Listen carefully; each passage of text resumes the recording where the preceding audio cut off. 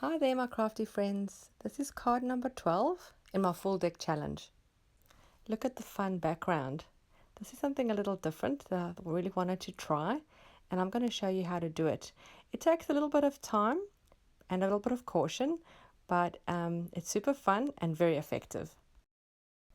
To start, we want the underneath color. I've chosen this dark turquoise.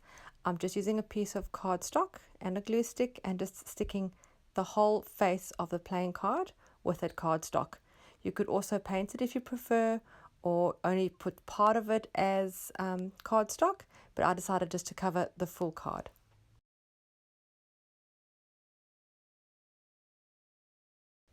Now the fun bit starts. We're going to use a piece of paper from an old book, and we need some kind of a protective surface because we're going to use some burning tools. I've got a piece of incense and a lighter, and we're going to burn holes into the paper with the incense stick.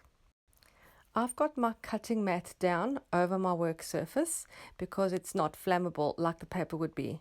Please obviously do take caution with this kind of technique, as we don't want to burn the craft room down.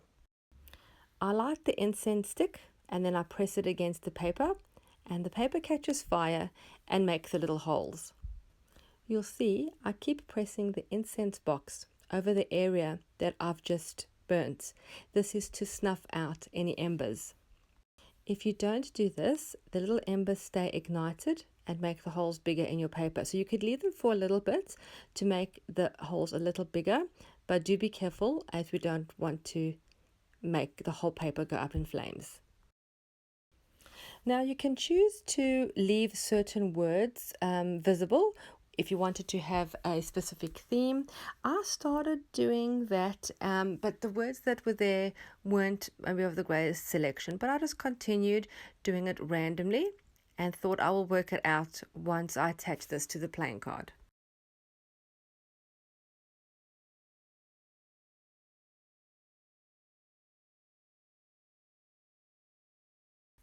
Sometimes if you press too hard, the whole tip of the incense stick comes off, which is the actual little ember, which then can make a bigger hole. Just be careful with that, and then just relight your incense stick.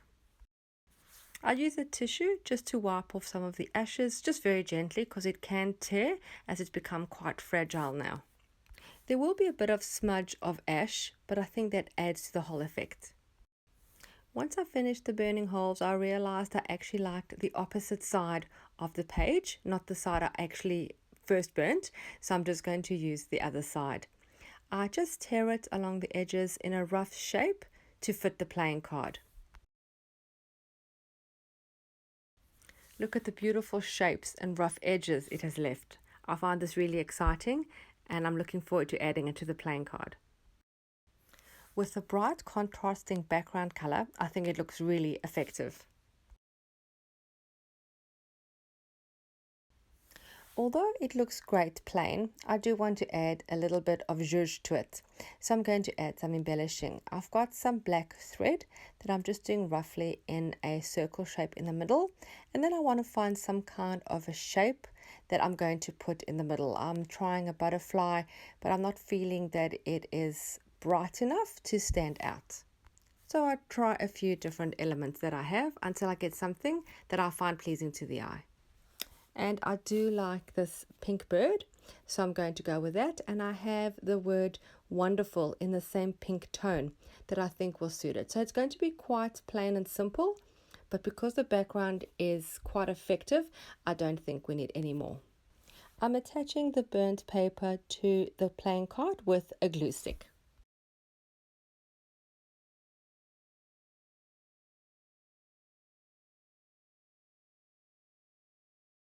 The string I'm going to adhere with a little bit of crafting glue, just in 4 areas. I'm not going to do the whole circle all the way around, as it'll become quite stiff and I don't want it to have that look.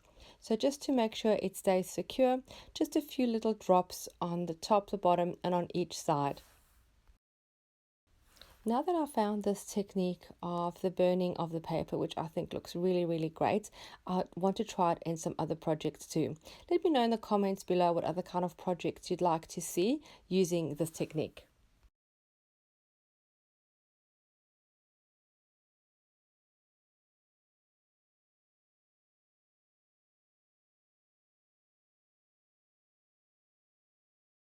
As the bird is made of chipboard and a little bit heavier, I'm going to use hot glue to attach that to the card, and I'm going to use hot glue for the wording too.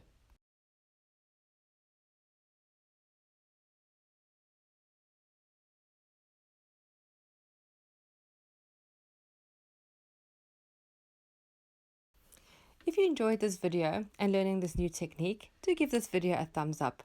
Please also subscribe to my channel as I have more videos coming soon. Also hit the little notification bell so you're notified when I upload new content. Please do remember to stay safe and be cautious when you do this technique. If you're inspired by my projects and create your own, please do tag me with hashtag Shanouki, as I'd love to see your creations too. Thank you so much for taking the time to watch this video. Hope you enjoyed it, and I'll see you again soon. Bye.